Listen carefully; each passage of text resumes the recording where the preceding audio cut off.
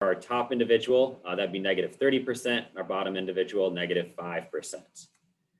So when we compare those, the expected fecal egg count difference in lambs sired by these two rams would be about 25%. So the National Sheep Improvement Program puts out a percentile report every so often, that an updated percentile report with all of those breeding values and where the breed is relative to those different traits. And so the 50th percentile there would be our representative of breed average. So we have listed here the WFEC is a weaning fecal egg count. That'd be the fecal egg count around the time of weaning, or our measure of parasite resistance at weaning. And then we have the PFEC, which is our post-weaning fecal egg count. That would be our indicator of parasite resistance at the post-weaning time point, or roughly 120 to 150 days of age. So you can see there, as far as breed average goes for the Katahdins, as of August of this year, we're about -25% on weaning fecal egg count, -45% on post-weaning fecal egg count. The most parasite resistant individuals in the breed are there, on the top of the list at -100% reduction in fecal egg count. And then the individuals that would be the most susceptible to parasitism, have the greatest fecal egg counts, are listed there at the bottom. And we're approaching somewhere close to a positive 1,000%, so 1,000% increase in fecal egg count. So you can use this percentile report and identify where rams or where ewes find themselves on this list, and see where they compare to the rest of the breed for those fecal egg count traits, as well as all the other traits that are generated by NSIP. So Katahdin producers have realized that this is something, a trait that is of importance to them, and they've utilized this as a selection tool. And over the last 10 years or so, we've seen a reduction in that weaning fecal egg count EBV in the Katahdin. So a gradual decline there, and that decline has become more and more rapid, in the last several years here, as we identify this as a trait that we need to put some selection emphasis on. So there's certainly selection opportunities, and as a breed, we've seen some improvement there in terms of genetic resistance to internal parasites based on weaning fecal egg counts. So to further validate this breeding value, over a 2-year project, and it was 2018 and 2019, and we've continued it on actually into 2020, and we've identified a group of rams that have extremely low fecal egg count breeding values, and a group of rams that have extremely high fecal egg count breeding values. We've randomly mated those rams to the ewe flock out the Southwest Virginia AREC. And the intent of this is to validate those breeding values, and show how those breeding values work, and maybe some mechanisms as to what makes some sheep more resistant than others. So this is just a list of those sires we used over the 2 years. We had 5 what we would consider high fecal egg count sires, and 5 what we would consider low fecal egg count sires. Their post-weaning fecal egg count EBV is listed there, along with the accuracy. We tried to use sires that had some progeny records and had some improved accuracy there to those breeding values, so that we have a better idea on what kind of progeny we would get from the project. So those are just a summary of the rams that we used, and give you a quick overview on the project timeline. In general, for those years, lambing began in mid-March, and about mid-May, when lambs averaged 45 to 60 days of age, we began sample collection. And so this primarily involved fecal egg counts, which took place every 2 weeks up until weaning, and then about 4 to 5 weeks post-weaning. So through about early July, we collected fecal egg counts every 2 weeks to evaluate parasitism, pre-weaning as well as through the weaning period and post-weaning. Weaning took place the first week of June. And then in mid-July, so after we finished up sample collection from, these lambs were all managed on pasture with their dams. It was all natural infection. So once that component of the project finished, in mid-July, we moved the lambs up to West Virginia University to a dry lot confinement barn where we gave them an artificial infection beginning in late summer. So we artificially drenched them, dosed them with infective larvae, gave them worms in a controlled setting, and then followed those lambs out for a period of time that had infection, and then harvested those lambs and determined what their abomasal worm counts were. So we actually counted the number of worms in their gut to determine their true worm burden. So long story short, selection works. So here we have fecal egg counts, differences between our low fecal egg count sired and our high fecal egg count sired lambs. And in both years at similar time points, similar lamb ages, our low fecal egg count sired lambs had lower fecal egg counts than our high fecal egg count sired lambs. So then if we look more closely at how this fecal egg count changed from the time sample collection started through to the end of sample collection, you can see weaning occurred there in the first week of June. So we had a couple samplings there before weaning, and you can see fecal egg count is relatively similar and fairly low prior to weaning. And then once weaning occurs, fecal egg count rises drastically, and we see a lot of variation there with fecal egg counts. And then beginning 3 to 4 weeks post-weaning, we see that fecal egg count start to segregate out how we would expect it, with our high fecal egg count sired lambs having greater fecal egg counts than our low fecal egg count sired lambs. But it's important to keep in mind when we're timing these fecal egg count collections, when we're trying to measure this trait, that we understand that that stressful period around weaning may influence the fecal egg count of those lambs and may not give us a true indication of that lamb's genetic merit, genetic propensity for parasite resistance. That stressful period can play a big part and impact the lamb's immune response to that parasite infection and what kind of fecal egg counts we're seeing. And so we think about that period 3 to 4 weeks post-weaning. We really need to avoid that time for fecal egg count collections. If you want to collect a fecal egg count, it's best to do so in the week or two leading up to weaning or on the day of weaning. And then once weaning occurs, wait about 3 weeks, and then you can go ahead and collect another fecal egg count. And that should be more representative of what that lamb truly is in terms of level of parasite resistance. So we come back to the question of why do low fecal egg count selected lambs have lower fecal egg counts than high fecal egg count selected lambs? Clearly the breeding values, they work, and as a selection tool, we're able to breed those individuals and generate lambs progeny that have lower fecal egg counts. But why does that occur? So this, to address this, we took those lambs up to WVU like I discussed, and after that backgrounding period, after weaning at the research station, we dewormed everything, cleaned everything out, transported those lambs up to the WVU Animal Sciences farm in mid-July. We did run a separate little project on those animals. We fed them in a confinement barn with grow safe feeders to measure feed efficiency. So we were able to start to investigate whether there might be some association with feed efficiency with parasite resistance. And that work is still underway. And then we gave those an artificial infection of homuncus. So all lambs were drenched with 10,000 homuncus larvae. And it takes those larvae from the time they enter the animal, it takes them about 3 weeks to reach sexual maturity, or what we refer to as the pre-patent period.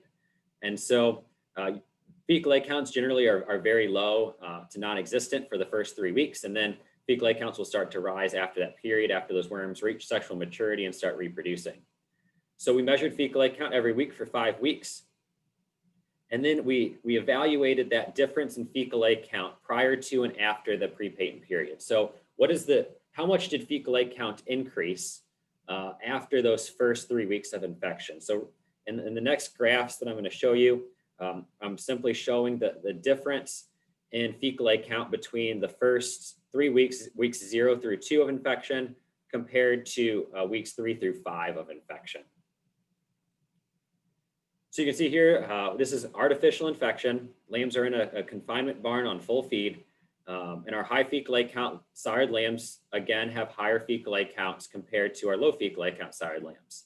Now, the overall magnitude of that infection is quite low, in comparison to what we see in terms of a natural infection. Keep in mind, those lambs had already been exposed to parasites, a pretty significant parasite infection on pasture. And so they had already, their immune system had already seen that parasite infection.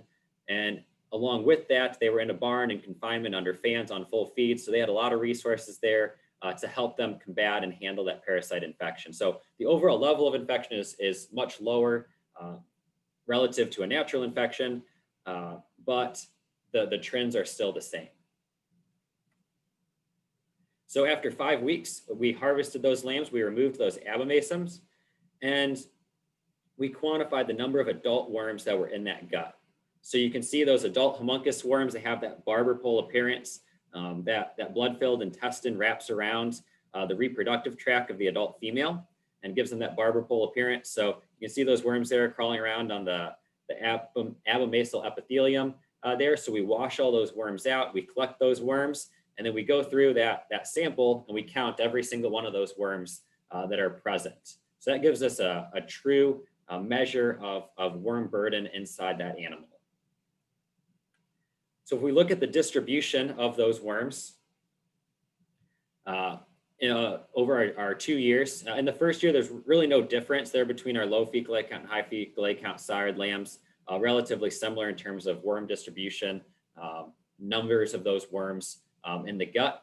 But if we look at year 2, there was a significant number of low fecal egg count sired lambs, significantly greater number of low fecal egg count sired lambs that had no worms present in their gut compared to high fecal egg count sired lambs. So there was more of those low fecal egg count sired lambs, those lambs that had been selected for parasite resistance, were able to prevent parasite establishment and had no worms, no adult worms present in their gut when we tried to quantify that. So there's some indication that they are reducing the worm count, the number of worms that are present in the gut, their true worm burden. And then we also took those worms and we measured how long they are. There's some association with worm length, with worm fecundity or reproductive capability. And so we measured those in both years. There's no statistical difference, but again, in both years, the trend is towards those low fecal egg count sired lambs. The worms that are inside those low fecal egg count sired lambs are slightly shorter than the worms that are inside those high fecal egg count sired lambs. So slightly shorter worms were associated there with those low fecal egg count sired individuals. And then when we look at worm fecundity, so that's reproductive capability, worm egg production associated with those worms. So we take the fecal egg count that we observed and compare that to our worm count that's in the gut. So essentially we're determining the number of eggs in that fecal egg count sample that are associated with each one of our worms, each one of the worms that are present in the gut of that animal. And you can see here across both years, our lambs that sired by low fecal egg count sired rams, the worms inside of those sheep release fewer eggs compared to the worms inside of our lambs sired by a high fecal egg count sired rams. So when we select for parasite resistance with these low fecal egg count sired rams, those sheep, the worms inside those sheep have a reduction in fecundity. They have a reduction in reproductive capabilities. We have lower egg release associated with each one of those worms. So what does all this mean? So let's just summarize what we went over. So we have these low fecal egg count selected Katahdins. They have fewer worms in their gut compared to high fecal egg count sired Katahdins. Our low fecal egg count selected Katahdins have shorter worms compared to our high fecal egg count selected Katahdins. And those worms that are inside of our low fecal egg count selected Katahdins release fewer eggs compared to the worms that are inside of our high fecal egg count selected Katahdins. So they're able to reduce worm establishment, and those worms which do establish tend to be a little bit shorter and tend to have lower fecundity, lower egg release. So are they perfect? And the answer is probably no. If we think about our traditional, our classic examples of parasite resistant breeds, the St. Croix completely eliminates infection. If you give a St. Croix a dose of homunculus larvae, they will eliminate that infection and you won't find any adult worm burden in the gut of those individuals. That breed is very parasite resistant and they're able to completely eliminate and prevent that infection. On the other end of the spectrum, we have Texel sheep, which we've discussed as a potential more parasite resistant terminal sire. And in our work with the Texel breed, we've discovered that while they allow worm establishment to take place inside the gut, once those worms are inside the gut, they're able to reduce worm egg release, reduce worm fecundity. They again have shorter worm lengths compared to our parasite susceptible breeds like the Suffolk. And so the Texel have this unique mechanism that's very adult worm oriented and focused on egg release and controlling worm fecundity. And then when we compare the Katahdin to these two breeds and what we just discussed, the Katahdin probably falls somewhere in between. They're able to reduce the level of adult worm establishment to some degree, but probably not perfect there. And then those worms which do establish, it appears as though to some degree they're able to reduce the level of egg release in those worms. So there's variability by fecal egg count EBV type, and we've shown that by using the fecal egg count estimated breeding value, you can reduce fecal egg count in progeny and subsequent generations, and that has been validated and shown to work.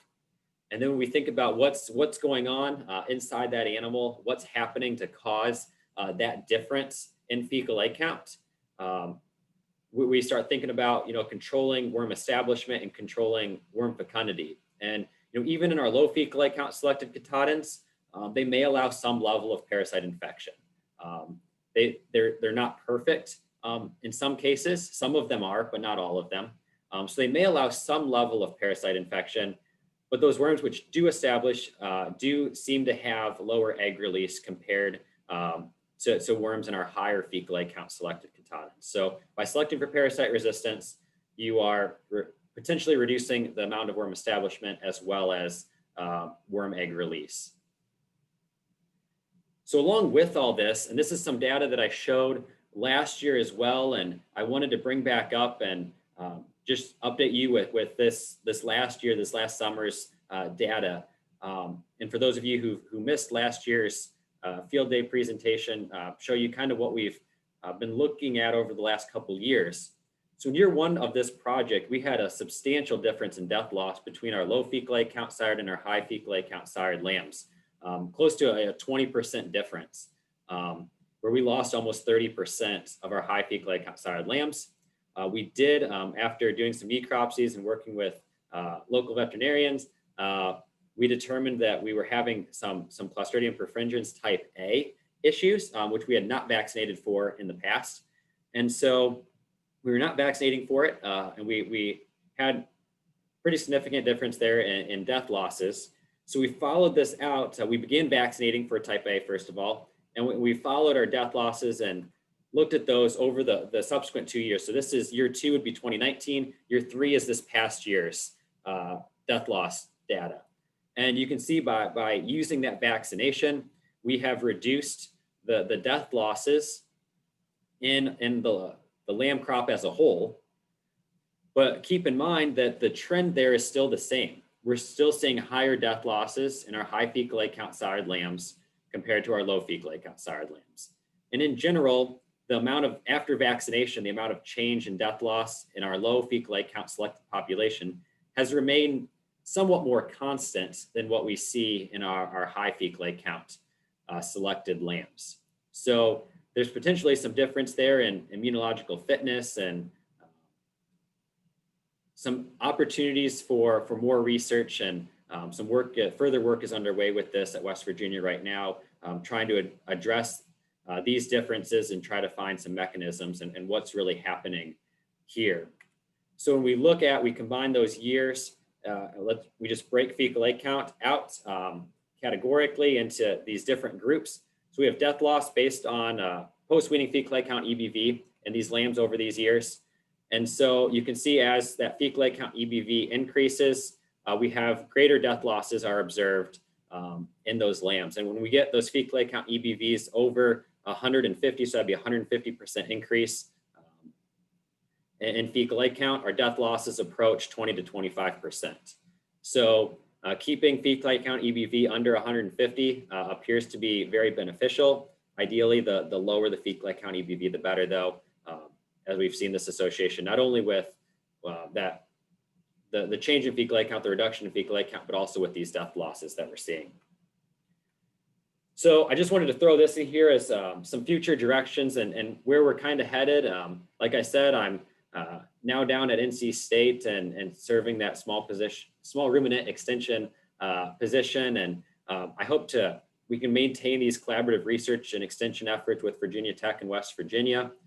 We are in the process of developing a Katahdin flock at NC State and hope to be enrolled in the National Sheep Improvement Program here within the next year and start generating those breeding values and selecting sheep for parasite resistance and these other measures that program that the NSIP allows us to do. And so with that, hopefully we can maintain, the goal is to maintain some genetic relatedness to the Katahdin flock at the Southwest Virginia AREC, and maintaining that genetic linkage in our differing environments and differing elevations, and being here east of the Blue Ridge, a little bit hotter environment, we can hopefully have some results that we can extrapolate out across the Southeast and apply to sheep in these differing environments, whether you're in the mountains or out here in the Piedmont or the coastal plains.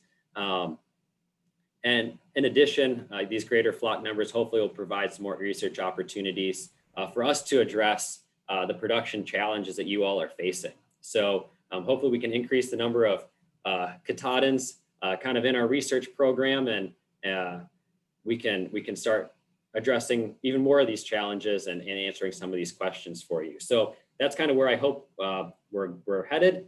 And with that, I wanted to just acknowledge the group at West Virginia, Dr. Scott Bowdridge's lab, and all the work he does, and the opportunities I had there in graduate school to do a lot of this work that I just presented. The crew at Glade Spring and Lee and Jess and Eric and Jerry and all that they do on a day-to-day basis and making sure all these projects work out. The USDA funded some of this work, and the Katahdin Association and all of those producers, all of you all that have contributed to sheep time, thoughts, as we go through all of this has been greatly appreciated. So with that, I'll take any questions that you all might have. I've seen a few pop up here in the chat. Hey, Andrew, I think I answered a couple of the ones that were kind of project specific. Okay. But there is one that's had a little bit of chat going on here about the sire EBV. So was it found that the sire EBV was a higher impact than the dams? And why do we tie more of this to the ram than we do the ewe? And I did address that these were randomly mated. The ewes, we do have EBVs on them, but they were randomly mated to these high and low sires. Yes, so that pretty much sums it up. For the first 2 years of this project, the goal was just to randomly mate those high and low rams to the ewes to see the impact of that ram selection. Starting here actually in year 3, so this year's lamb crop, as well as moving into next year, we've started divergently mating them, where we pair up our low fecal egg count ewes with our low fecal egg count rams and our high fecal egg count ewes with our high fecal egg count rams. So we're trying to pull apart those differences even more and make essentially even lambs that are more extreme in either direction for their fecal egg count breeding value, to allow us to address some of these death loss differences and mechanism differences. Andrew, you might just speak to the importance of the ram when it comes to genetic progress versus an individual ewe. Right, so that ram is going to be mated to a large number of ewes in a given breeding season. And if we're not buying in replacement ewe lambs over a period of 5 to 10 years, the genetics that we bring in on the ram side is going to contribute to upwards of 90% of the genetics in our flock. And so because we're buying in rams and we're purchasing those rams and we're retaining ewe lambs out of those purchased rams and those genetics that those purchased rams bring in over a relatively short period of time, a substantial portion of our flock's genetics can be attributed to the ram. And so the ram plays a big part in all that. And, you know, the ewe is only going to have, you know, maybe 2 progeny a year.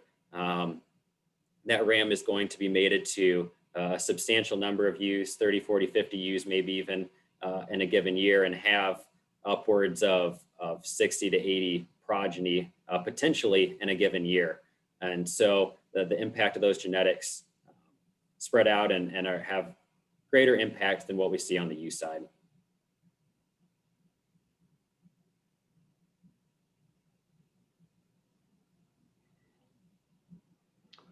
Thank you, Andrew. I certainly appreciate your time and all the great work you've done down here with us over the years.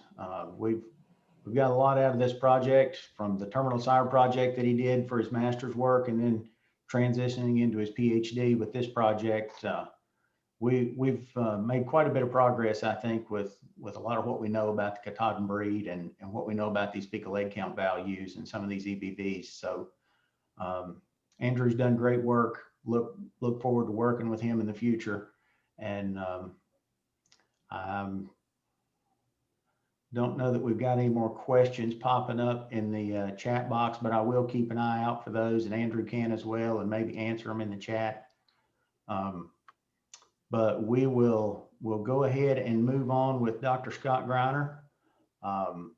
Scott is a professor at Virginia Tech and our extension beef and sheep specialist.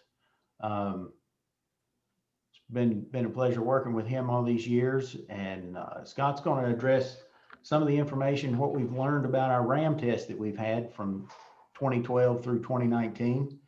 We've tried to compile quite a bit of that data over the last couple of years, and we've got several things that he's been able to pinpoint here, and maybe we'll give you some great updates that everybody's looking forward to. So with that, I'll go ahead and turn it over to Scott. Thank you, Lee. Hopefully my screen is shared properly. Yes. Good. And good afternoon, everybody. And thanks for joining us. And I'm going to spend a few minutes and share a little bit of review and some information on our ram test that we conduct there at the Southwest AREC. And for many of you that participated, I think you'll find some of this this data is kind of stuff you've seen and maybe compiled a little differently, but we've also taken all this data since we started the program and actually just summarized that and put together a paper which describes some of the relationships that we had some questions about as we've conducted the test over time. So I'll visit a little bit about that in this presentation as well. But we initiated this project back in 2012.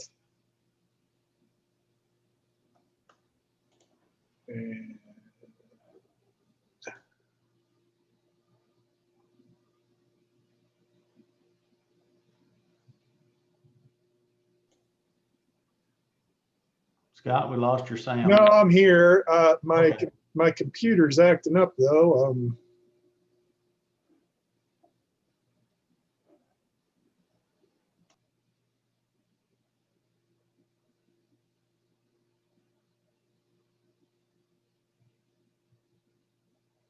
I had it in slideshow mode.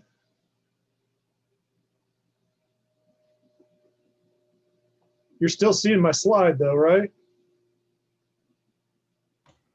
Yes, I see your main, I guess your intro or title slide is still on there.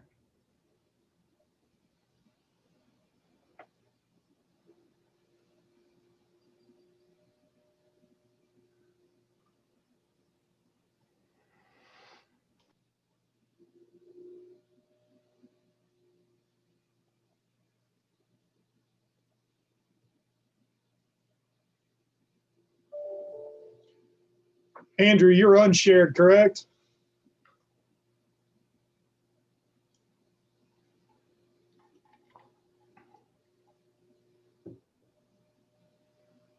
Yes, I should be unshared. I can see your screen. Maybe try unsharing it and then share it again. Okay.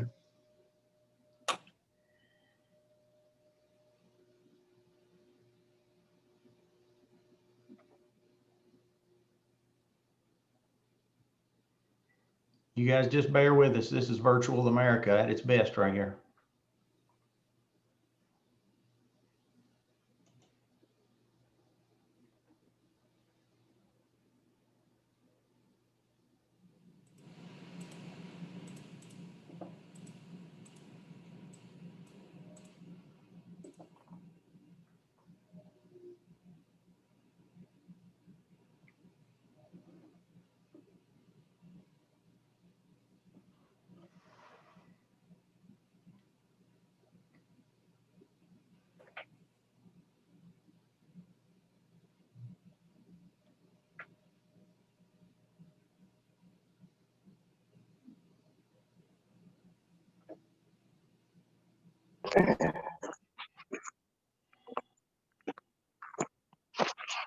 How's that? Yep, there you We're go. good. All right. Sorry about that. We got it working now. So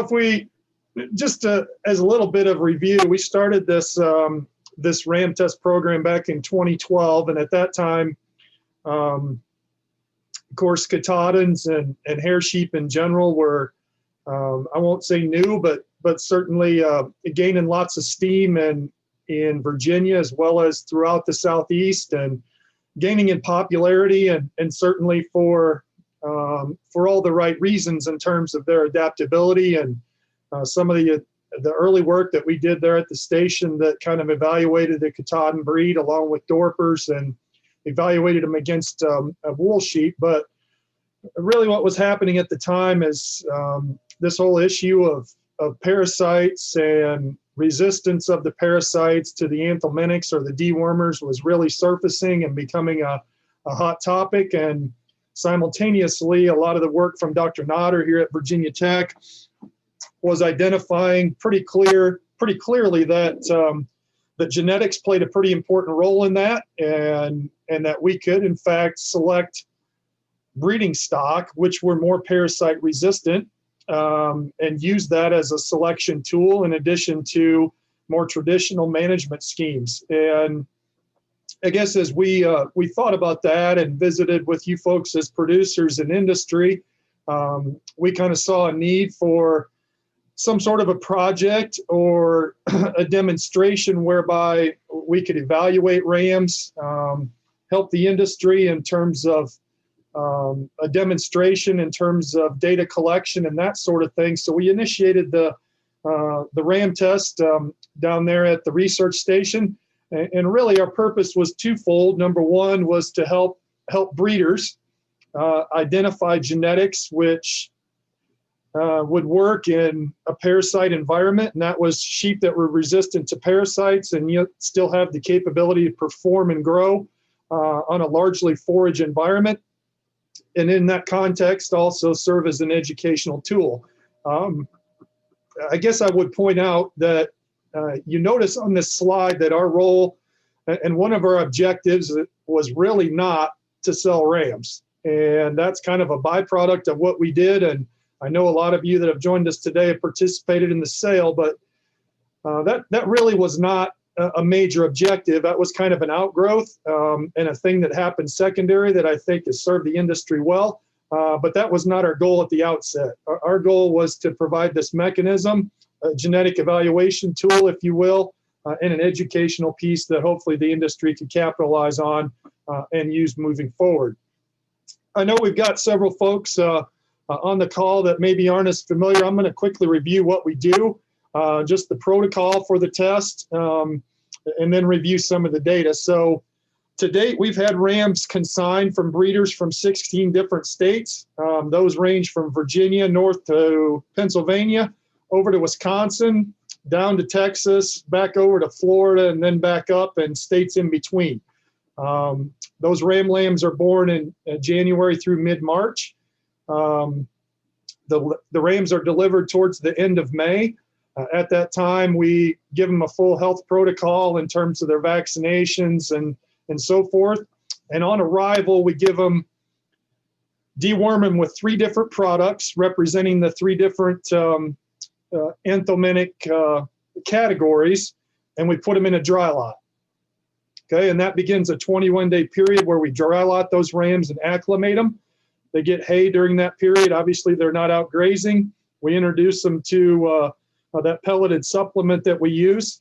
On day 12, we come back in and take another fecal egg count.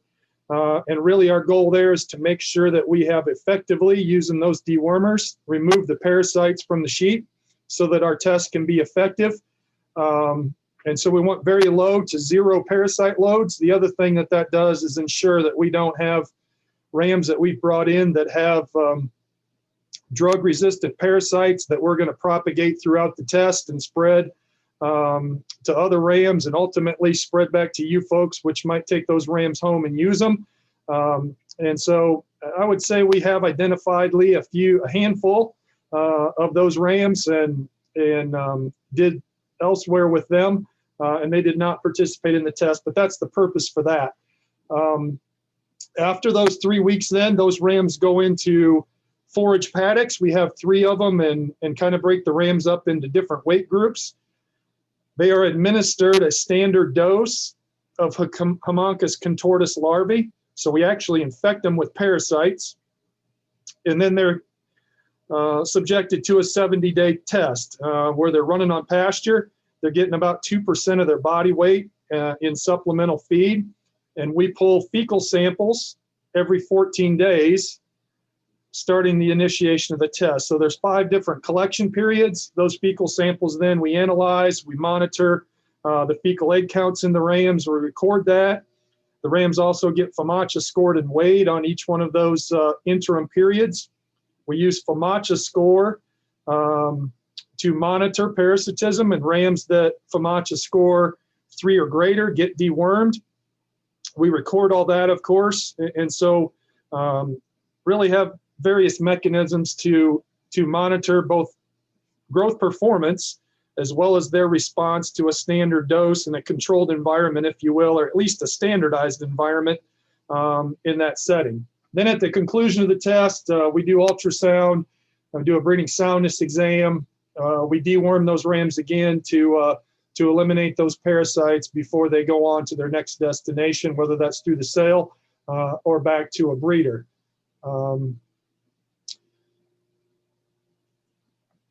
This is just a shot of the facility. Many of you have been there. This is an old photo before we built a lean-to, but there's now a lean-to on that side of the barn, so you can see those paddocks there.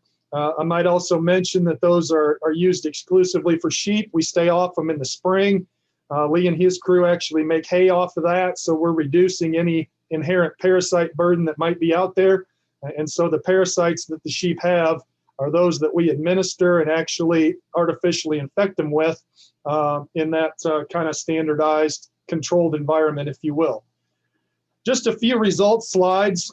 This is a little bit on participation. We've had right around 100 to 110 rams in the program over the years. That's grown slightly.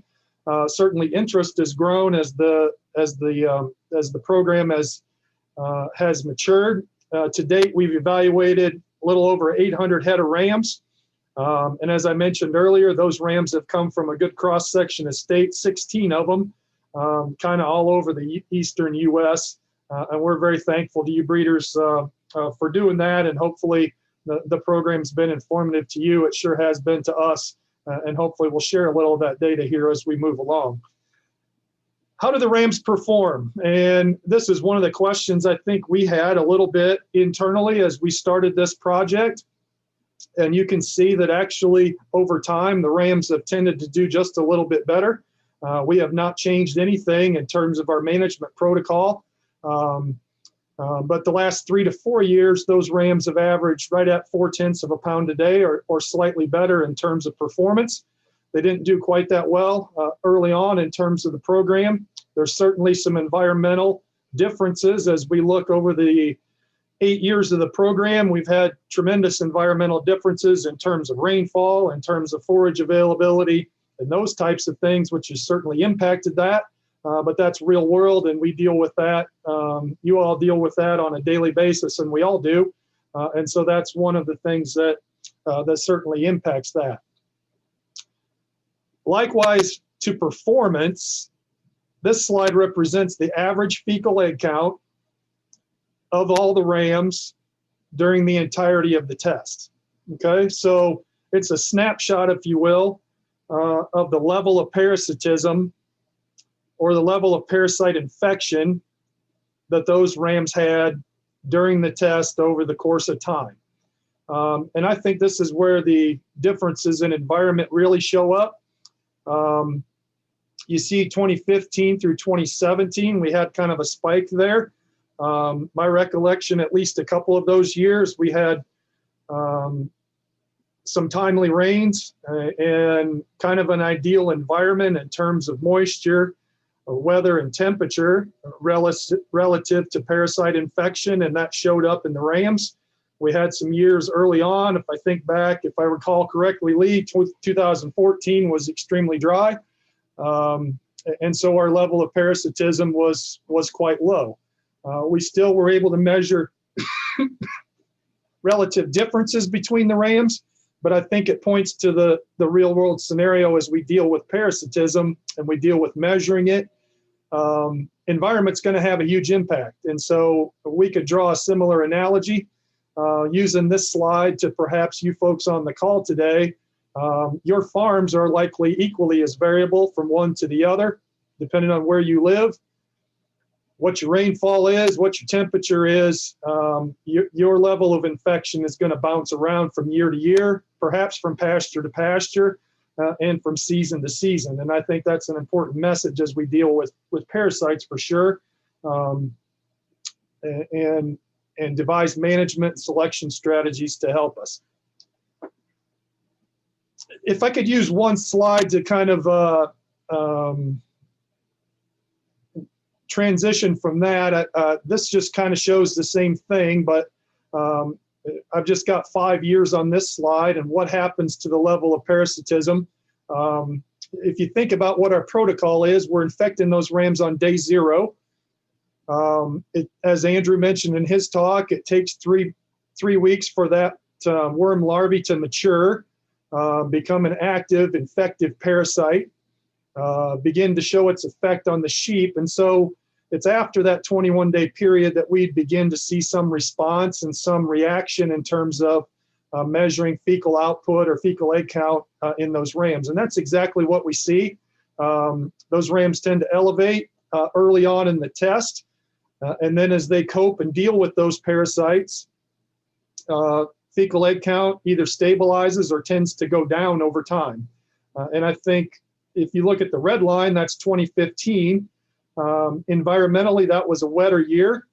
We probably had more reinfection through the pasture. In other words, those rams, as they dealt with that level of parasitism, those worm eggs and larvae got on the pasture. The environment was right for them to propagate. Those rams were re-ingesting or reinfecting themselves. And we saw a spike later on in the test, which we didn't see in some other years. And that's an environmental thing, I think, that we see associated with the test based on our forages, based on that set of rams in that particular year and in those particular conditions. But if there's one slide that I think captures really what we're trying to identify in the rams, it's this one, relative to fecal egg count anyway. What we're really interested in trying to measure, document, and capture is how do those individual rams respond to that infection. So I just pulled 3 rams, and they're all 3 a little bit different. I just call them A, B, and C. I'll start with ram A in the red. We see what happens to that ram. He gets a level of infection, and really based on his fecal egg count, he never successfully sheds that infection or copes with that infection. His fecal egg count continues to rise, okay? And that means those parasites are active. He's likely showing some of the impact of that relative to his performance. He's definitely harboring larvae and definitely shedding eggs. And so that's the ram that's probably not quite as resistant. for sure. I think we could identify him in that fashion. Ram B is in the green. And while his line parallels the ram in blue, those two are similar in terms of their infection pattern. The difference being that Ram B was infected at a little higher level initially, but he successfully coped with that, dealt with that parasitism, and his fecal egg count went down to insignificant amount by 54 days on test and stayed that way through the conclusion of the test. Ram C shows a similar pattern. He just didn't have as high a level of infection to start with. But both those rams did desirable things in terms of coping with that infection, assuming that they were resistant to those parasites, they shed it and reduced their fecal egg count as the test went on. And really, that's what we're trying to identify through the structure of the test that we have. This slide represents the percentage of rams that have been dewormed, and that bounces around, as does fecal egg count from 1 year to the next. The percentage of rams that we dewormed was substantially higher. In 2015 through 2017, those are the same years that had much higher fecal egg counts in the rams. And then you look in recent years and in the early years when the environment was perhaps a little different, we dewormed a much lower percentage. Last year, that was around 5%. In the high years, it was upwards of 25%, and the other years being intermediary. As I mentioned, we do have a sale, as many of you are well aware, and really that wasn't our goal and objective to start with, but I think has been a successful outcome that we've grown into. By design, we don't sell all the rams. We only sell rams which don't require deworming, rams which all jump through the hoops, so to speak. So they have to pass a breeding soundness exam. They have to have an adequate level of performance, demonstrate some parasite resistance in terms of our measures of fecal egg count and whether they were dewormed or not. And then the other thing that we did is only allowing consigners to sell half of their rams. And really, we didn't design this as a marketing program. We designed this as an educational tool. And so really, one of our goals was to get these rams to go back home and for those breeders to take them home, use those rams, and hopefully help them identify genetics which are working, whether that be through NSIP as well as individual performance selection as Andrew visited about, and have a field day as well. I think one of the things that we've learned over time is how to present this fecal egg count data and how to help folks better understand it.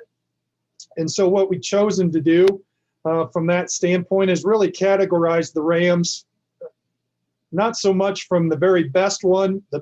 In other words, the ram that ranks number 1 out of 110.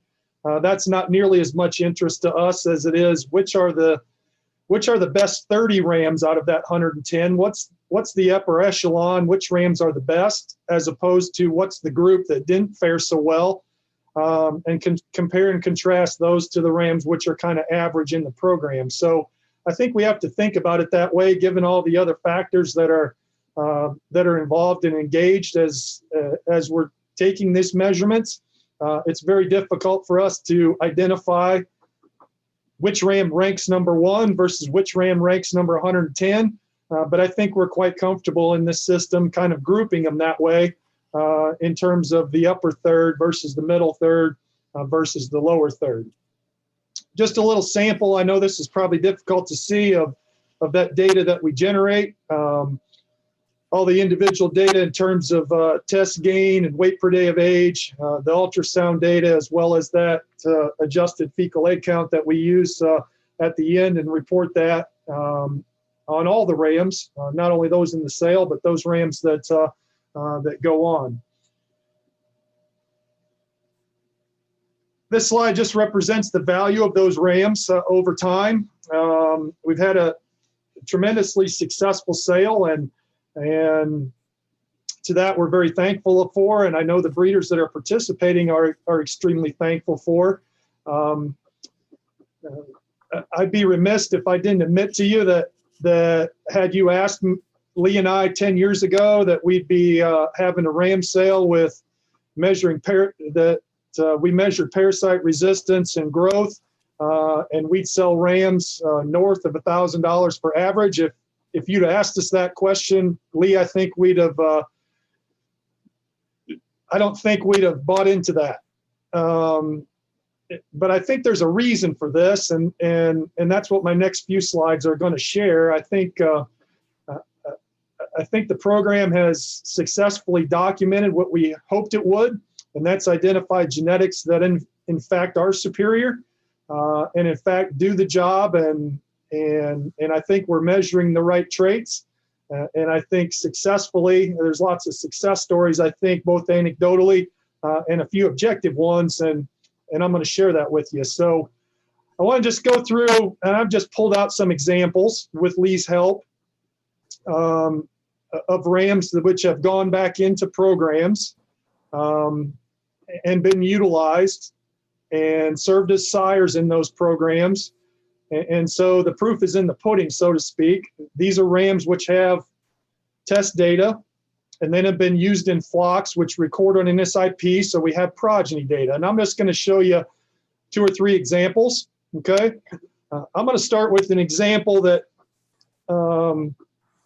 because I think it's not only of value to show the rams that did extremely well on tests. I think we need to identify rams and share the data on those that through the test we might have identified as being maybe not so good. So here's one of those. This is a ram that his test performance was average in terms of growth. His adjusted fecal egg count was 817, and that year the average of the group was 796. So he was not as good as average. He was below average in terms of fecal egg count and very average for growth. This ram went back into a flock. He's had 67 progeny recorded. I'm showing his most recent EBVs are right here on the slide. That ram ranks in the top 30% of the breed for post-weaning weight. So he's a solid ram relative to growth. The interesting part is that he was identified on test as being average to below average for parasite resistance, and lo and behold, that's what he is. He's in the top 90% of the breed for fecal egg count. Another way to say that, he's in the bottom 10% of the breed for fecal egg count. So he was identified as such when we recorded progeny on him, and that's how he turned out. Here's a ram which is a little on the other end of the spectrum from that one. He did very well on test. He ratioed 120. He had a solid fecal egg count. He was below average, so he was teetering between the top third and the middle third. His current EBVs, he's only got 9 progeny. He was born in 2019, so there's just 1 lamb crop out of him. He's breed average for growth, and he's in the top 10% for fecal egg count, okay? This ram came in with really strong EBVs for fecal egg count. That was kind of documented on test that he was solid, and his progeny proof is confirming exactly that, what he was. This one's similar. This is one of the better growth rams that we've actually ever had through the test in the course of 8 years, ratio in 140. He would be up there in terms of where he ranks historically in terms of growth. This ram's been used and has 91 progeny on record, which is a pile of lambs for a ram that's only 2 years old, or actually a yearling. He's in the top 1% of the breed for growth and right around breed average in terms of his fecal numbers. Okay. So I guess my goal here was to help share with you that and reiterate what Andrew talked about. NSIP is a great tool, and it's the best tool in terms of genetic improvement. And hopefully we can use strategies like this test and strategies that you folks can replicate at home to do very similar things to help identify genetics, which will go on and do the job. I'm going to conclude here with just 2 or 3 slides. I mentioned to you that we've taken this data and actually analyzed it. and tried to address a few key questions that we had. This paper just got published about 3 weeks ago in Translational Animal Science, and thanks to my colleagues, Dr. Bradford here and one of her students who actually did the bulk of the work on analyzing the data and putting the paper together. So this first slide is really evaluates and asks the question, what impact does parasitism have on sheep growth as measured through these rams on test? So this is a contrast and comparing the means of rams that were ever dewormed. That's the light colored bars. They were not dewormed, versus rams that were dewormed at any point in time during the test. Okay, that's the solid colored bars.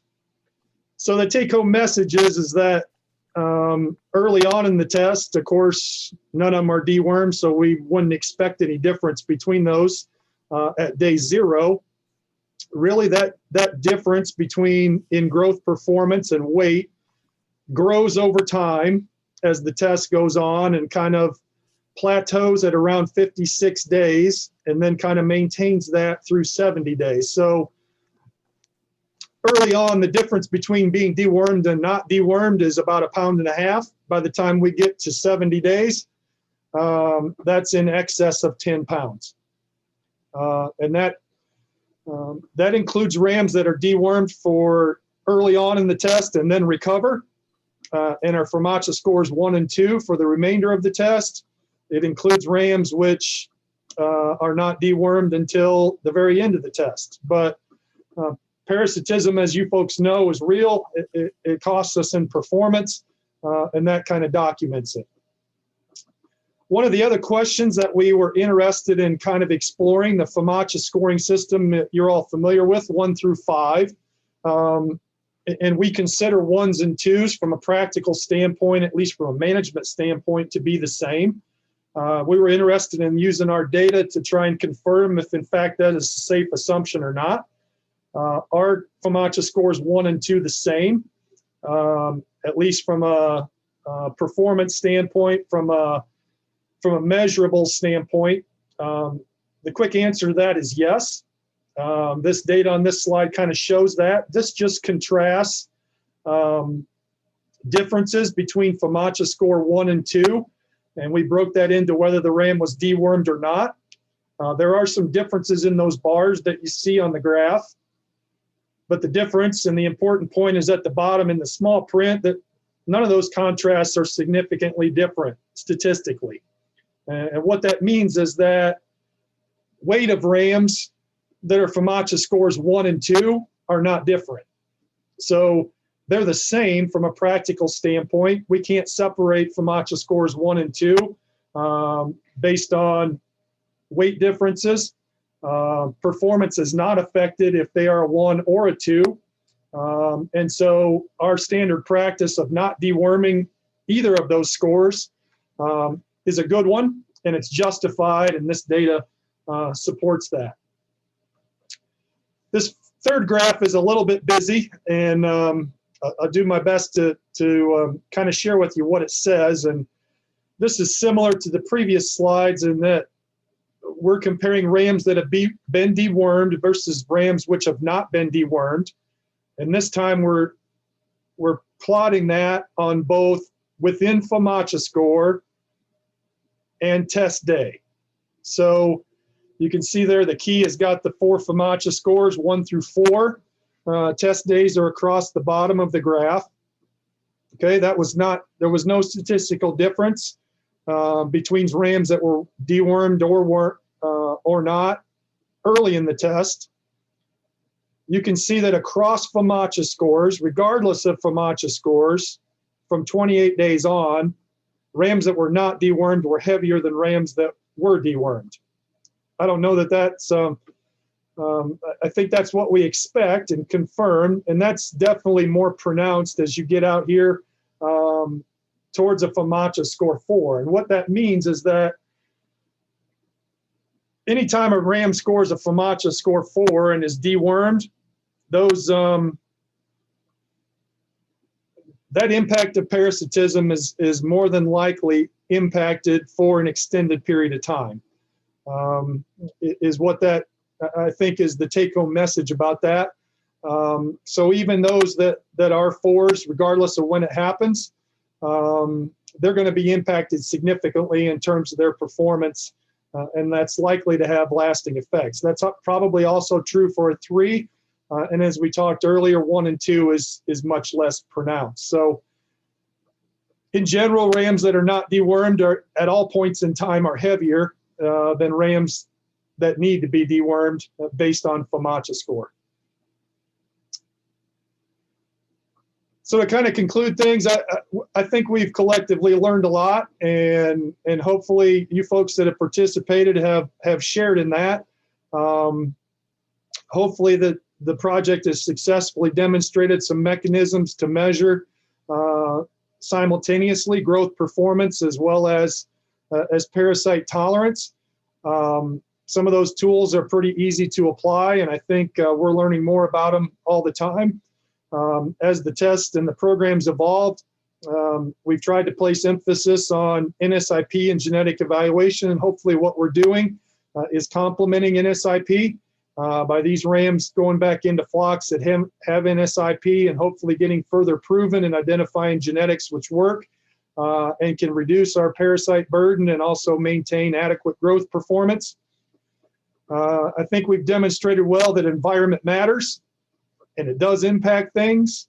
And I think a couple of the neater things that have happened over time is the tremendous cooperation amongst you folks as breeders that have shared rams, that have taken each other's rams home and sampled them and used them and proved them. We've had tremendous feedback from folks that have taken rams out of the program and used them commercially in terms of what they've been able to do in terms of advancing the flock. And for all that, we're really thankful. With that, that's what I had this afternoon. I'd be happy to entertain a question or two, Lee, if there's any that's popped up. Or maybe you answered them all. I hope you did. No, did not answer them. We did have one here, which is discussing Ram B and Ram C. So I'm assuming it was your ABC kind of slide we've had access to since year 1. But I can just answer that all those rams do get the same dose of Homunculus larva to start the test. It's sort of based on a per weight scale, but they're basically receiving 5,000 larvae to start the test. So nobody starts on a different playing field. Everybody's treated the same. But the one other question here, Scott, well, no, it's a question about vets doing fecal egg counts. A lot of vets are not currently doing that, and was just a question if that's maybe changed or improved over time. But really, I guess it's just a matter of local vets and practices and whether they have a lot of sheep clientele and how interested they are in taking on some of that. Correct. And all the state labs do them. State labs, yes. Correct.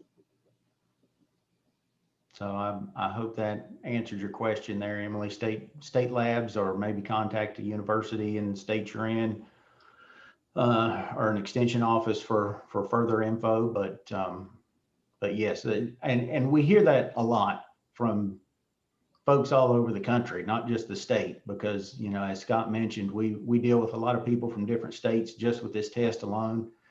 So we hear a lot of feedback on what people have access to and what kind of vets they have in practice close by. And there's not a lot of sheep expertise out there.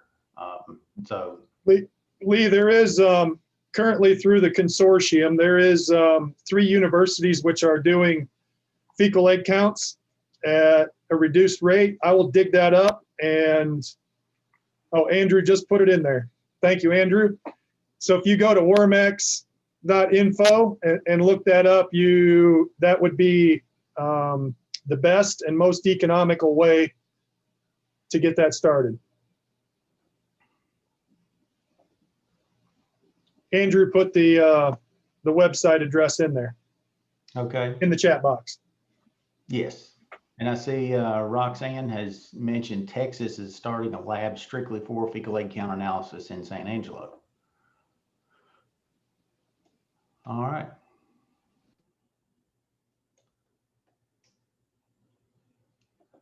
I'm not sure if we got any other questions there, Scott. For the sake of time, I'll go ahead and get started on mine. So if you want to scan through that chat box, maybe there's something in there you could answer that route. And we'll keep moving along here. So,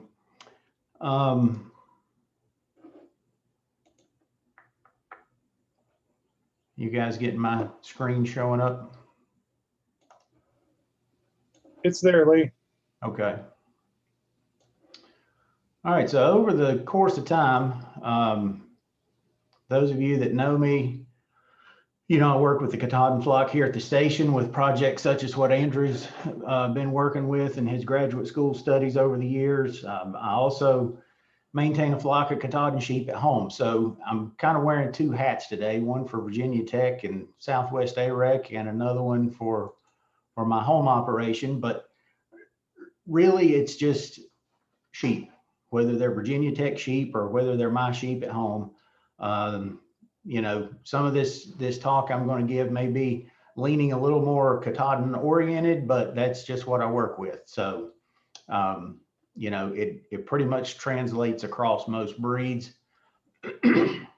but it will be leaning more toward the Katahdin side. But either way, anytime you may have heard me speak before, the first couple of slides here, I've been using it at talks for several years because they just seem to hold true year after year.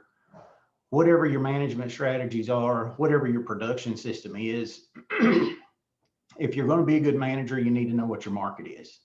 So, you know, really your end product needs to be the first thing that you think about. Are you selling market lambs? Are you selling breeding stock? If you're selling market lambs, are you targeting that sort of traditional American market? Do you have the ethnic market at your access? Are you doing farmers markets, grocery stores, feeder lambs? You know, there's so many different options out there in what to do with how you raise your sheep. You really need to know where your end goal is before you start.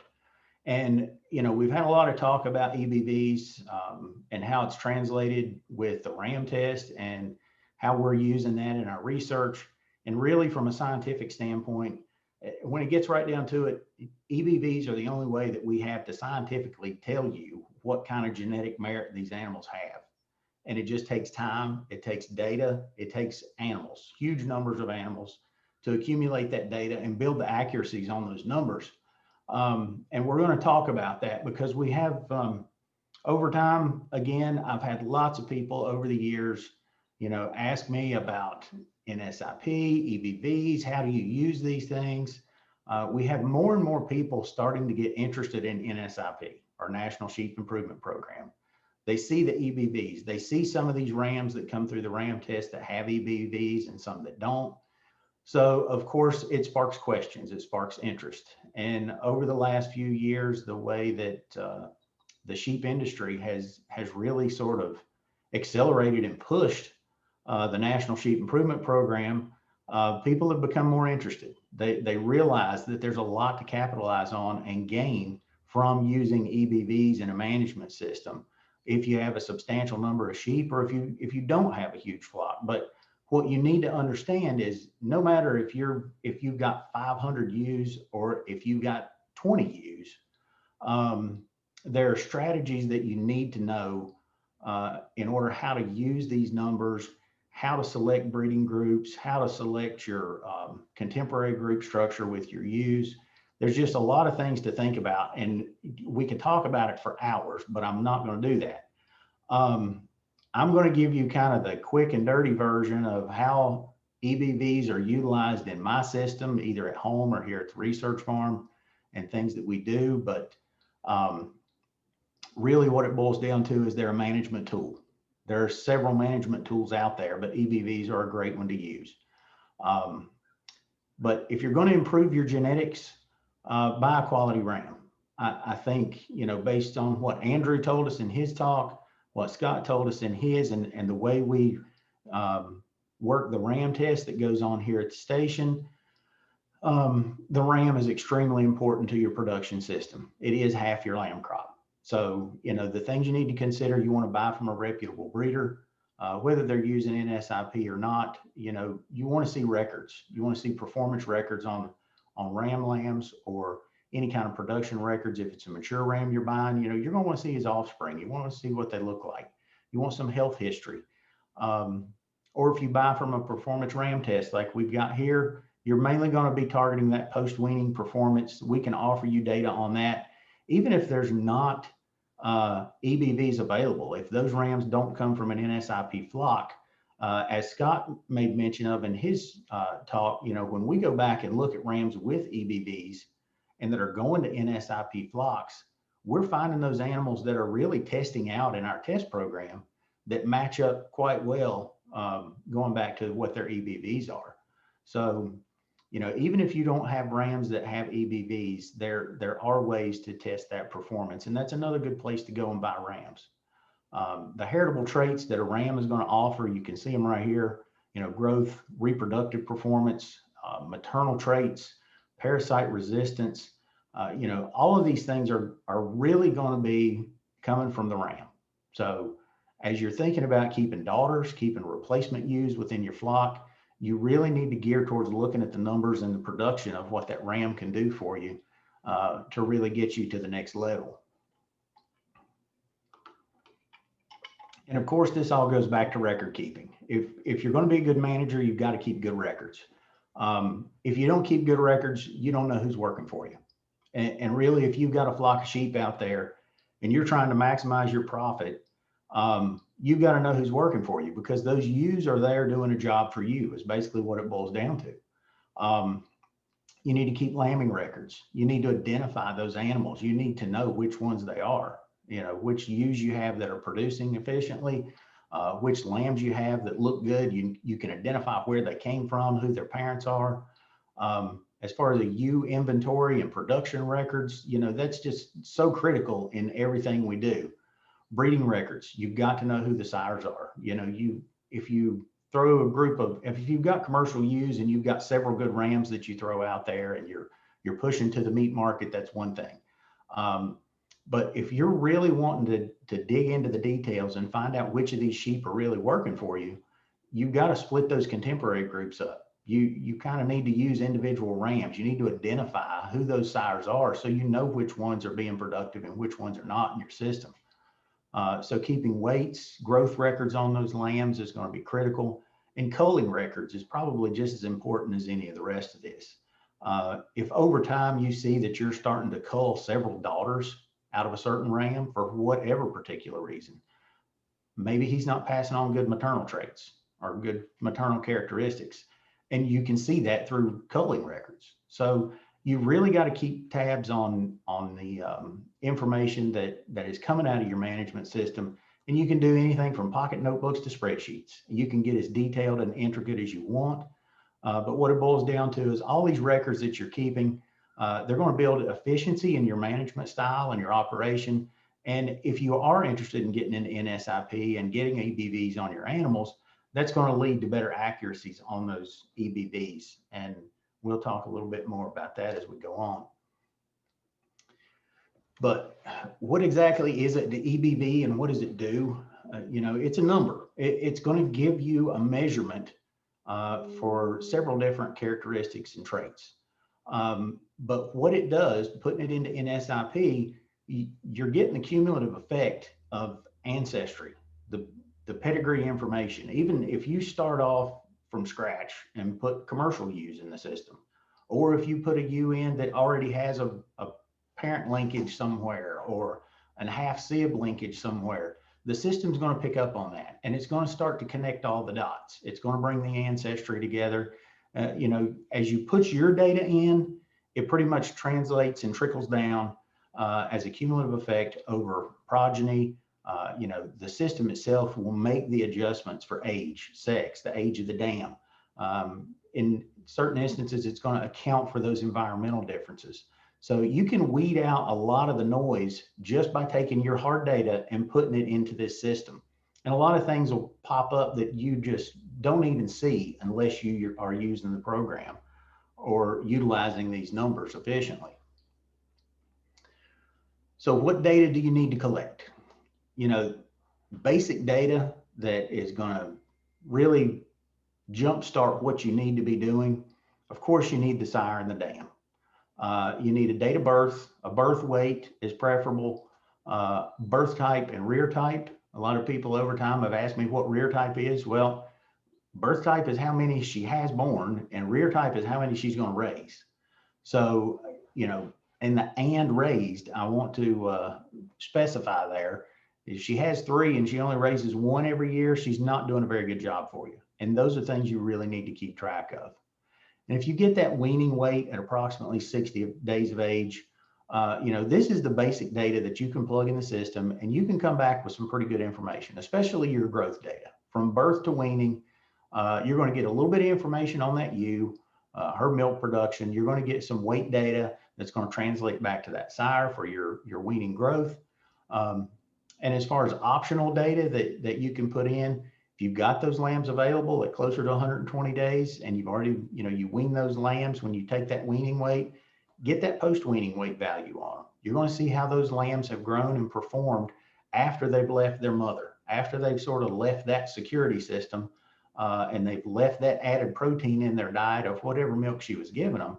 You're going to find out how those lambs are going to perform by themselves or on their own. Of course, we've talked a lot about fecal egg count data. This is optional. Again, when you make those connections within the system, when you enter your data, even if you don't enter fecal egg count data specifically for your animals, you may have a linkage in there somewhere and a connection between these animals that are already in the system. And, you know, you may see a number pop up. Now, how much stock do you put in that value? I wouldn't base or take it to the bank, so to speak. You know, you may have a value there, but unless you're collecting that data and you're actually entering your own data into the system, you know, you're not going to build really good accuracies on your other numbers until you start actually submitting that data yourself. So another key thing to look at when you get your report with your numbers on it is look at those accuracy values. Is it 50% accurate? Well, if it is, you can flip a coin. Is it going to be good? Is it going to be bad? Well, it could go either way. But once you start getting 70, 75, 80, even up into 90% accuracy levels on these numbers, you can pretty well bank on those numbers holding true and really count on those to make a difference in your production system. Again, ultrasound and scan data, it's another one of those things. I don't personally collect that data. We do those loin-eye scans on rams at the ram test. Some people are actually collecting that at home. But yeah, there's all kinds of ways you can go and lots of different things that you can test for and submit data on to get EVVs. So what do you do if you want to get in the system and you collect all that data, or you're keeping good records anyway, and you say, gosh, I've already got all that information you just talked about. You know, I can go back 5 years. So what do you do with it? You can go to the NSIP website. It's a great place to start if you want to get in the program.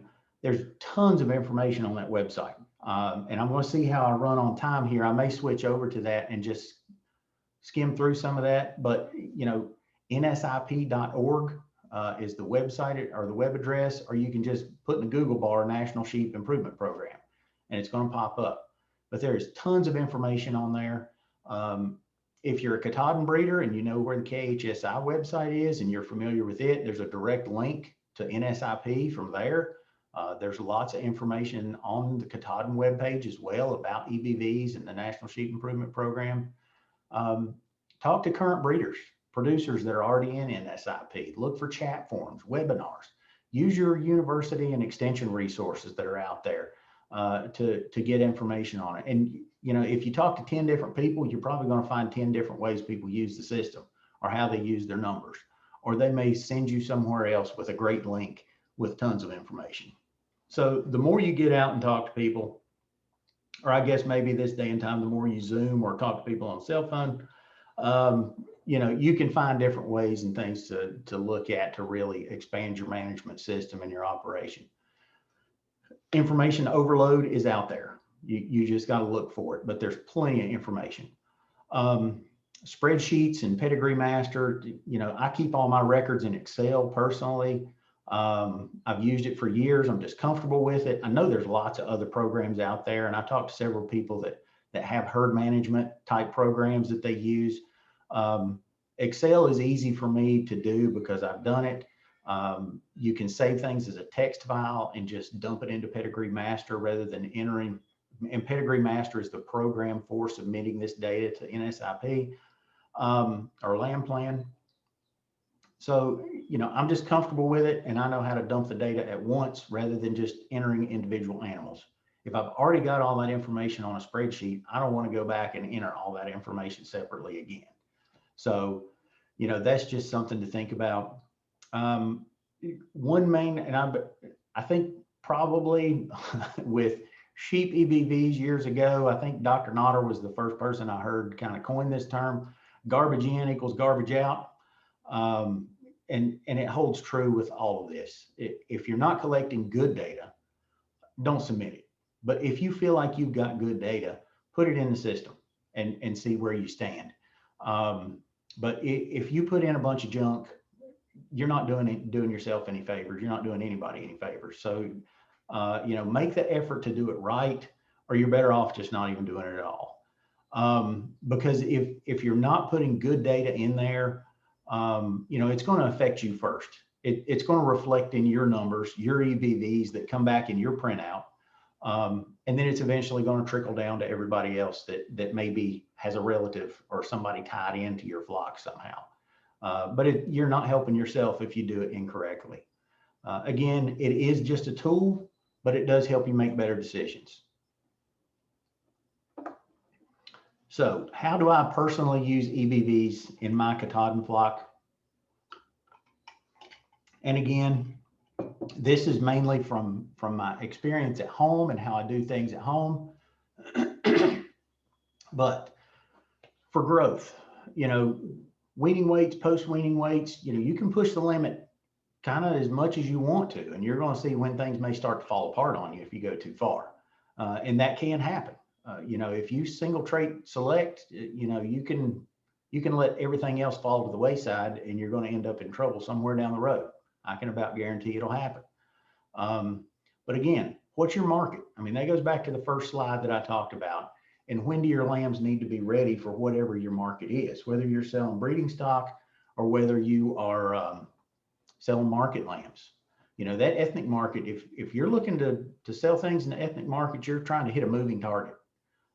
You know, those holidays get earlier every year. So, you know, if you're trying to hit that target, then, you know, you can increase some weaning weights or some post-weaning weight potential with some EBVs on some rams, get those rams ready for market a little bit faster, push them a little bit on some feed and they can handle it. You know, it can give you a really good management option for things like ethnic holidays. One thing to really remember though, if you get too high with those growth EBVs, you know, those sires that are pumping out those good weather lambs or buck lambs that you're trying to hit that ethnic market for, well, they're also going to be the same rams that are producing replacement ewes that you may be thinking about putting back in your flock. And if you get too high or too out of whack with those weaning and post-weaning growth rates, you're going to have a mature ewe that's pretty good size. You know, and if she's a really big ewe, sometimes depending on your feed source, she could get too fat to breed the first time around.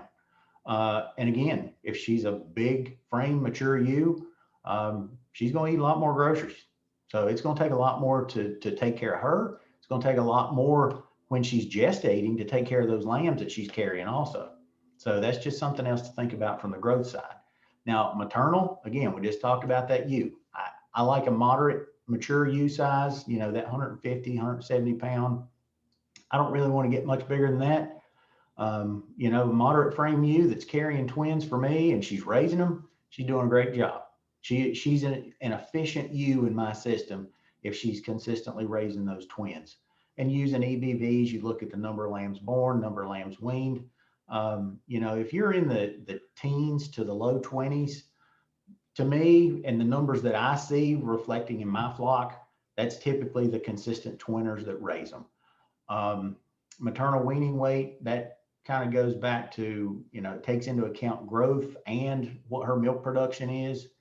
Kind of stay around that 1.0 plus or minus. I've found ewes do great with that in my system. In a predominantly grass-based system with a little bit of supplementation during gestation and lactation, those ewes do good for me. They milk good, their lambs grow fine. If you get too high on that maternal weight or maternal weaning weight index and that milk value gets a little higher, she's probably going to require some more added supplementation, especially during lactation, to really meet what she's expected to do or reach her potential. When we talk about a moderated index, that maternal index value that's spit out takes into account your milk, your number of lambs born, your number of lambs weaned, a little bit of that weaning growth for that lamb. So that index value is a really good number to kind of look at and gauge all your maternal traits in one number. And it's really easy to use. I like using it, but at the same time, there's some superstars out there. If you look at the slide Andrew showed with the percentile rankings from the NSIP page for the Katahdin breed, if you're looking at a 116, that's top of the breed. There's not many of those out there, not many at all. And you're probably not going to have them for a long time, especially if you're just getting into the system. But if you've got one or two of those that may be that 112 to 115 range hanging around in your flock, they're on the elite side for the ewe. They're really good. But honestly, what I found for good mothers, you don't need to chase the best number out there. If you have it, that's great, but you don't need to chase it. Anywhere between a 106 and a 110. I actually trademarked the term here from Roxanne Newton, superior average. I'll give Rox her props for that one. That is actually a really good number to be looking at. That's a good solid number from a maternal standpoint, and those ewes are going to perform great for you. They're going to do really well in a grass-based type system that we're talking about, kind of in the mid-Atlantic southeast region. Again, you want to maintain decent parasite resistance. Sure, negative 100 is great, but not many of us have that. And I'll show you some strategies of how to maintain what I consider a decent number on parasite resistance. And did I mention big frame sheep eat a lot? All right, so my strategies for breeding groups. How do I do that in my place? I'm going to just go through, I've got some numbers here that are coming up next. And I'm going to go through those and just kind of show you what I do and how I make this system work for me. But really what you want to do is try and get balance. Don't chase those big numbers. You can use those numbers in certain situations, but for the most part, you want to maintain as balanced of an animal as you can.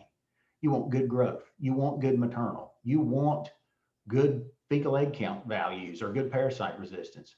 And the best way to achieve that is to balance those numbers in those animals and not specifically chase those single traits. Like, okay, I want parasite resistance, but then you use a ram that has no maternal value at all. So you get some ewe lamb replacements that are pretty good on parasite resistance, but they turn out to have singles every year, or they turn out to have triplets and lose two. So there's ways to look at these numbers and use them to your advantage. You want to complement those weak, the ewes that are weak in some areas, complement them, in the same area, find a ram that's strong so he can complement her downfall, or vice versa. You may have a bunch of ewes that are great for growth and a ram that's not that great in growth, but he's got some really good maternal traits, or he's really good in parasite resistance. So you need to really look at both sides of what that pedigree is going to end up to be and complement those numbers with your two parents. You want to make better replacement breeding animals than what you have. That's how you're going to improve your own flock.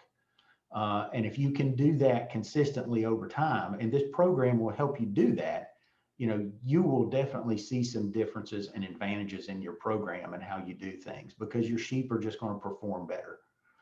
Contemporary group structure is really important. It is just really key for progeny comparison when you put these groups together. And I'm just going to give you a few examples of that here in a minute. One thing I do want to point out, the numbers do matter. Okay. Larger flocks, you're going to have more lambs. If you've got more lambs, you're putting more data in. If you've got more data, you're going to get higher accuracies a little faster because you've got more animals to compare. I mean, it's just law of mathematics. That's how it works. Not to say smaller flocks shouldn't get in. You just need to realize you're going to make much slower progress in this system than larger flocks will.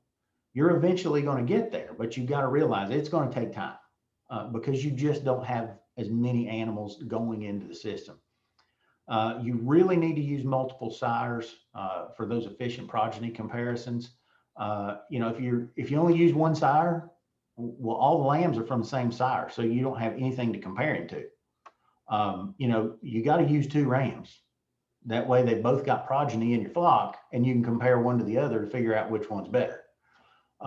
If you use one and he comes back and he looks like he's a dud, well, he may have still been better than somebody else, but you don't know that because you don't have anything to compare him to. There's no perfect number. You know, you can do as big or as little as you want, but you know, to really get some usable information, I think 20 lambs per sire is a good start once you're getting in. Animals that are already in the database, if you've got connections to other flocks that are already going in the system and have animals with EBVs, or if you go and buy a group of ewes, you know, if you got 10 ewe lambs at home and you go buy 10 that are already in the system and bring them home, you're going to have that comparison amongst your ewes that are not in and the ewes that are, and it'll help gain the rate of your accuracies and the numbers that really mean something with your group of sheep that were not in the system to start with. So animals outside the system, you just got to understand it takes time to prove them. It really does. And if you take NSIP breeders and myself included, if we've taken rams home from a ram test that wasn't in the system, it takes a while to prove him, especially if he's going up against elite sires or sires that really have high accuracy values and their numbers really mean something. So anyway, I'll talk a little bit about the numbers here. And this is a talk that I gave a couple of years ago. So you just need to understand these numbers. If you start trying to chase these ID numbers and look them up in a database, these numbers are not going to be the same. Okay. And I'm going to make that disclaimer from the start. Because things have changed over time. They continually change, and as more lambs and more ewes and more rams get put into the system, you know, as we go from 5,000 animals that were entered into the database to 7,000 animals that were entered into the database to 10,000 animals in the database, the numbers constantly shuffle. So you get a new fresh set of EBVs every year. These are for demonstration purposes only. So I'll make that disclaimer from the start. But what I do want to really show here, and this goes back to Andrew's percentile ranking sheet that comes out every year also, once the whole new set of data goes in the system. The top 10% of the breed are these numbers that are listed here at the bottom, kind of in that cream colored background. You know, your maternal weaning weight, that 1.0, that's top 10% of the breed. You know, 2.5 on weaning weight, 4.5 on post weaning, -75, -90. I mean, these numbers were from 2019. Okay, so they're different right now. But again, these are for demo purposes only and how to use these. Now, anything that's highlighted in blue, as of 2019, that was the top 1% of the breed. That's where it fell. If it's in red, it was in the top 2%. So that kind of gives you an idea of the difference between 1%, 2%, and 10%, which is the cream colored background. Everything else in white kind of falls short of that top 10%, but that's not to say, you know, it could have been top 15%, it could have been top 50. But just to give you an idea of what's out there, you know, here's what we're looking at. Now, with the index value that is over here on the right-hand side, just under index, you know, you get an idea that the 113s, the 115s, those are rare, but they are out there. And it's kind of a hodgepodge all over the map mess here on fecal egg count numbers, but we've got good solid growth numbers on about all these rams. So if you just look to make some breeding strategies work out for you, we've got one ram here that is really good in growth. I consider him, you know, average for fecal egg counts. He's about kind of the low end of average. I would consider him for his maternal traits. He's in the top line, But when you look at the next 5 ewes to breed him to, he can benefit a lot of ewes. If you've got ewes that are kind of weak in their numbers for growth, and kind of in that moderate to not so great on fecal egg count, he can benefit all these ewes somehow or another. He can make changes in those ewes, especially from the growth factor. That's where you would use that ram. This ram, he's not great in growth at all, honestly. He's not that great in fecal egg count numbers, but he really has some nice daughters that are great mothers with that 113 index. So, breed him to some ewes that already have good growth. Breed him to some ewes that already have a fair amount of fecal egg count value or parasite resistance on the low side. And you can make that shift in that progeny pretty quick. They're going to get the good maternal traits that he's offering, but at the same time, those ewes are making up for some of his bad points.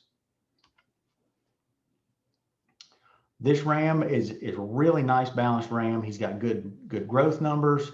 He's really good on parasite resistance, and he's really kind of the top end of average for that index on his maternal traits. So, you can really breed this guy to about anything you want to and not screw anything up. He has a really good ability to balance about any kind of ewe you want to put him with. And one other ram we'll look at here, this guy was actually on the Young Elite Sire list. He's an extremely balanced ram. So you can stack the numbers. If you look at that ewe underneath him, she's not that great on growth, but she's pretty solid on parasite numbers, and she's a 114 on her index. So you can really make some nice ewe lamb replacements. You can make an elite son out of this guy. The opportunity is there. That's not going to say everything that comes out is going to be great, but at the same time, you got good potential. You're really not going to screw anything up here. You can fix a lot of problems. If you look at those 2 ewes at the bottom, one's terrible in growth. She's plus on her or positive on her fecal egg count numbers and a 105 for her index. She's not great, but she's about average. She's hanging around the flock because she raises good lambs every year. She does okay. And you breed her to a guy like this, he can really up her game for whatever the progeny are to get her out of your flock and replace her with somebody that's better. So with that being said, I am going to shut down here because I realize we're getting close on our time and I've already chewed into a little bit of Mandy's. But anyway, we got any questions?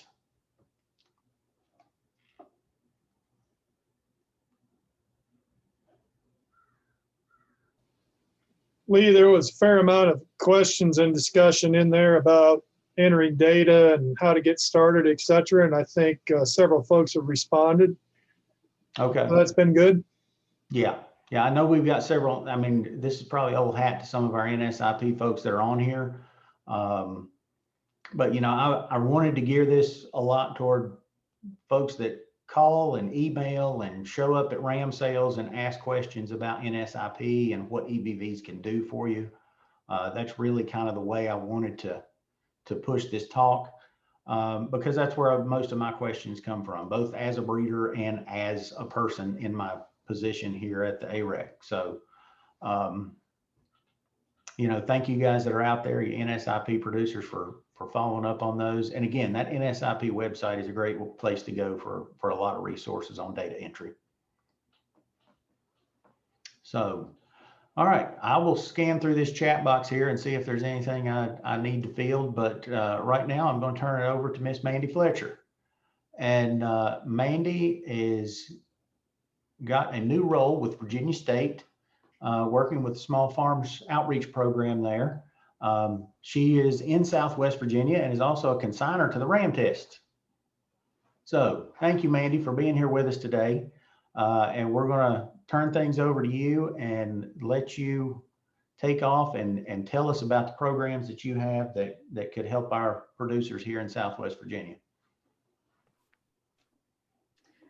Thank you, Lee. I appreciate that introduction. And as he said, I am a local Katahdin producer. Been raising Katahdin since 2008. And So my husband's also a veterinarian locally, and we belong to the NSIP program as well. So that's been very beneficial for our farm and flock. And as Lee said, I am also the new small farm outreach agent for Southwest Virginia area. I'll talk a little bit more about that in a moment, but I wanted to that we are in partnership through the Virginia Cooperative Extension with Virginia Tech. Virginia State University and Virginia Tech are both land grant universities. VSU was founded in 1882, and so we work closely with them, and we haven't had anyone in our area as far as doing small farm outreach until now. So to tell you a little bit more about VSU, of course, it's in Petersburg, the campus is, but they also do agriculture. They have a research station, and the Randolph Farm actually is a 417-acre research facility, as well as an educational facility.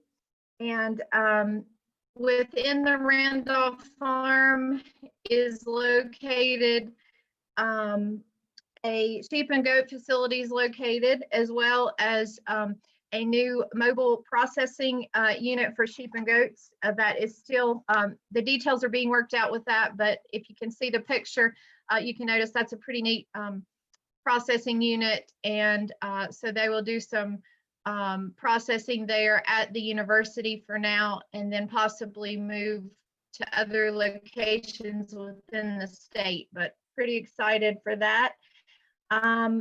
There's also an off-the-grid high tunnel that the Small Farm Outreach Program has gotten funding to have, that will be operated remotely from a cell phone, as well as the high tunnels, blueberry plots, and the aquaculture is something that's very popular at Virginia State in the College of Ag.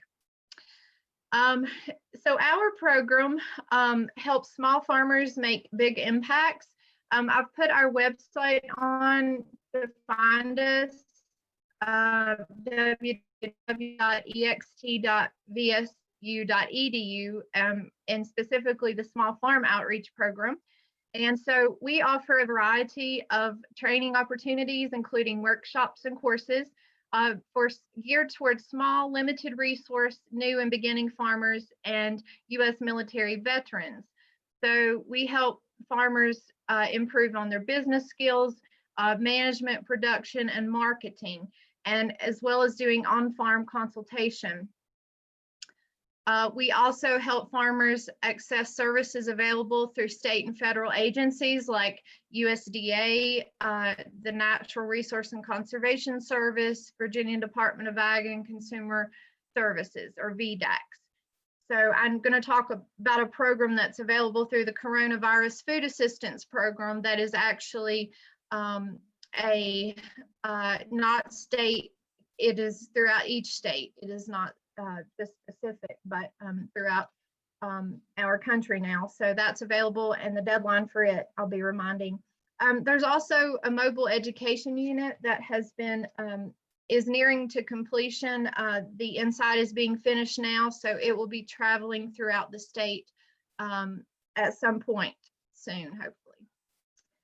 And I mentioned I'm in the Southwest area. My territory covers 9 counties, from Buchanan, Dickinson, Lee, Russell, Scott, Smith, Tazewell, Washington, and Wise, and including the cities of Bristol and Norton. So there are agents, small farm agents throughout the state of Virginia. If you are in other parts and would like to be connected, let me know for their assistance. And also we are expanding into North Carolina and Maryland, and eventually Tennessee, I'm thinking. So. All right, I wanted to tell you some small ruminant events that are coming up. November 19th would be the first one, and we're going to try a very safe and small group in-person event, a lambing and kidding workshop. They're in Glade for a couple hours, for 3 hours actually.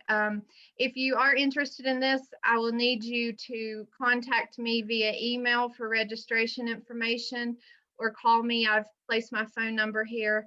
For that, of course, we're following all the guidelines for social distancing and safety protocols, and that will be limited to 15 participants at this time.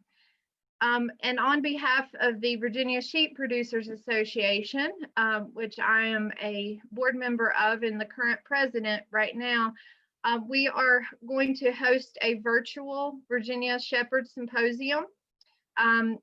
It will be January 6th and 7th in the evening from 7 to 9 p.m. So stay tuned for more information on that. You may go to virginiasheepproducers.com for more information, and we're continuing to work on getting that finalized. I mentioned earlier about the Coronavirus Food Assistance Program 2. This is the second portion of payments, and you need to see the Farm Service Agency to sign up for those and or to find more information. So I know that a lot of our producers and sheep producers have benefited from this. They are having a webinar. I've posted this October 26th on Monday from 1 to 2. And I know that Laura Begoon will be talking in that webinar and giving more details. And I've also included a little description here of some of the payment options for sheep and goat producers. All right, if you would like to reach out to me or if you have questions as far as with the Small Farm Outreach Program through VSU or even through Virginia Sheep Producers Association or just as a sheep producer in general, my email is listed there and my phone, and you can follow us on Facebook. We have Virginia Small Farm Resource Center that is very helpful with a lot of information, as well as the VSU College of Agriculture. And if you're also on Facebook, a lot of the groups will be posting events and helpful articles and resources like Virginia Sheep and others. So I appreciate your time today, and I don't know if there's any questions in the chat, Lee, but this is what I have for today. Okay, thank you, Mandy. I don't see anything popped up yet, but we can certainly keep an eye on that for the next minute or two. Scott or Andrew, do either one of you guys have anything else to add before we sort of bring things to an end here? I don't, Lee. Thanks to everybody for joining us. Absolutely. Absolutely. Looks like we had a good turnout, and hope you guys got something out of it today. Certainly appreciate all of you attending on a Friday afternoon. And as always, I'm sure you've got mine and Scott's email, phone numbers, anything you need to get a hold of us if you've been here and participated in our programs over the years. And feel free to let us know if there's anything we can do for you. Thank you all for attending today. Where will the recording be posted? Scott, do you know where the recording will be posted? We'll get that posted on the website, and also, Lee, we can email out that link. Yeah. We've got everybody's address that attended, and we can distribute that as well. Okay. Sounds good. All right. Thank you guys again. Appreciate everything from our speakers, and hope everybody that participated got a lot of good information today. You all have a great weekend.